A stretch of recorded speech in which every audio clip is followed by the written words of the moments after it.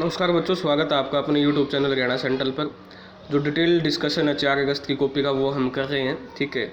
और मेरा एक ही मोटो है कि आप समझें कि ऑफिशियल ऑर्डर में क्या लिखा हुआ है। जो मैं बोल रहा हूँ ऑफिशियल ऑर्डर का आपको समझा रहा हूँ। आप खुद भी इस ऑफिशियल ऑर्डर को डाउनलोड कर सकते हैं या मैं प्रोवाइड करवा दूंगा, ठीक है।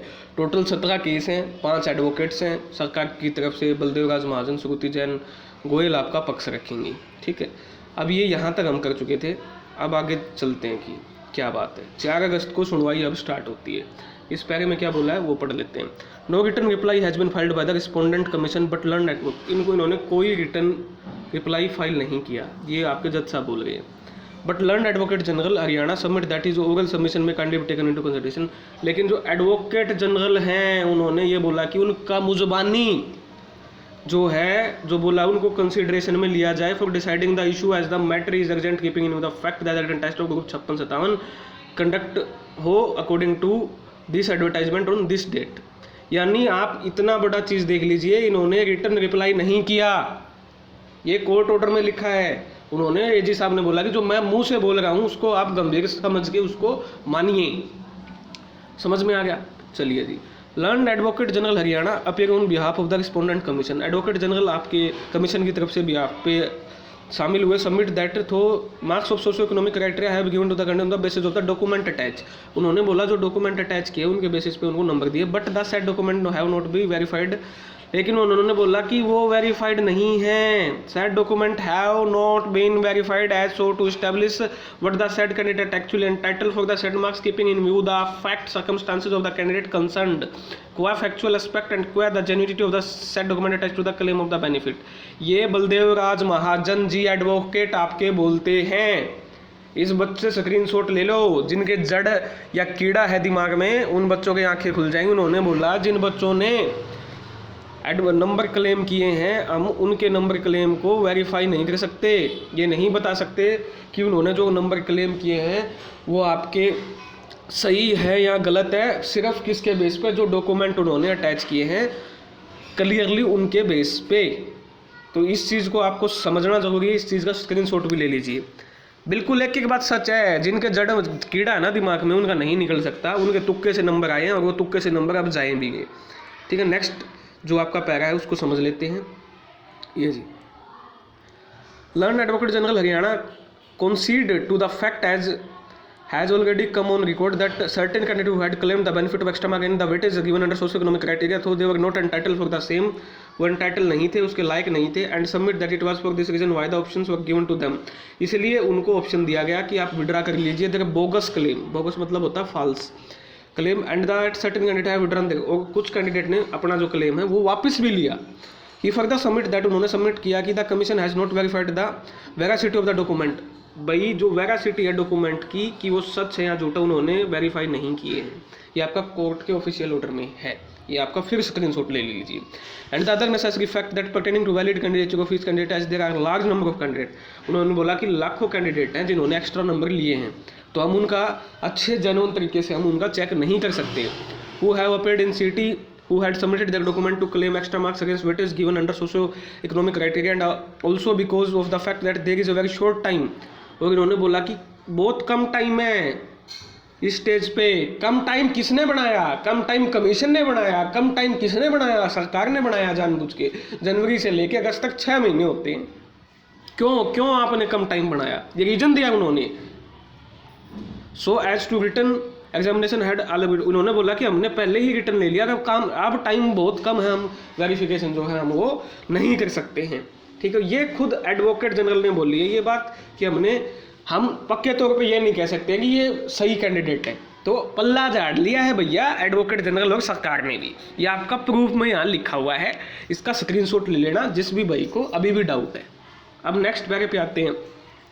Learn advocate general Haryana further submit that even otherwise if a candidate has wrongly claimed, अगर किसी ने रॉन्गली क्लेम किया था benefit extra mark given against the weightage of socio economic criteria and appears in the examination, अगर वो exam में बैठ जाता 5-6 अगस्त को, his candidate will be cancelled.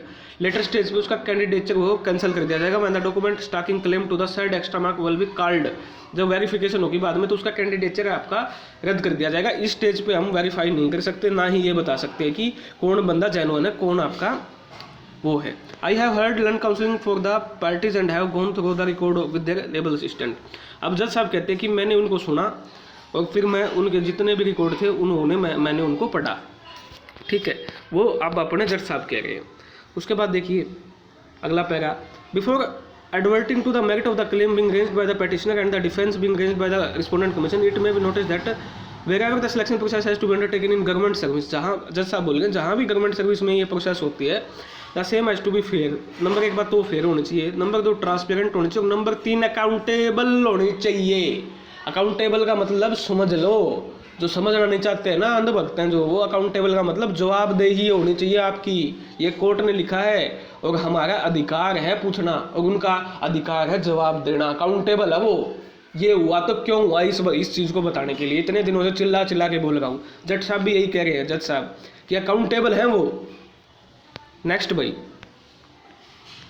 Any irregularity in the process undertaken raises question. अगर कुछ भी इरेगुलरिटी है प्रोसेस में, कुछ भी कमी है, तो वो क्वेश्चन मार्क खड़े करेगी। वो वही क्वेश्चन आपका हरियाणा सेंटर लगातार उठा रहा है।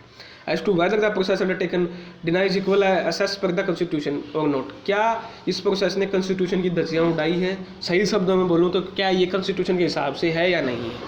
ठीक है।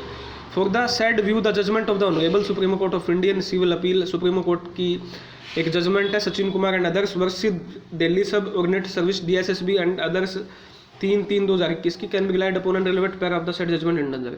जज साहब ने एक जजमेंट भी वहाँ पर कोर्ट की है, कोर्ट मतलब उसकी रेफरेंस दी है कि आप इस जजमेंट को पढ़िए, DSSB की ये जजमेंट है, ठीक है।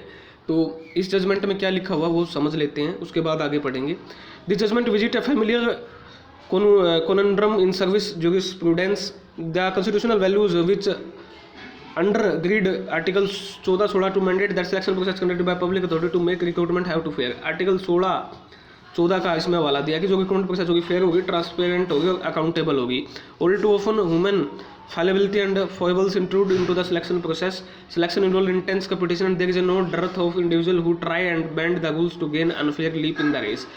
कोई भी रूल आप बैंड नहीं कर सकते हो प्रोसेस के बीच में, ये साफ लिखा हुआ है, ठीक है।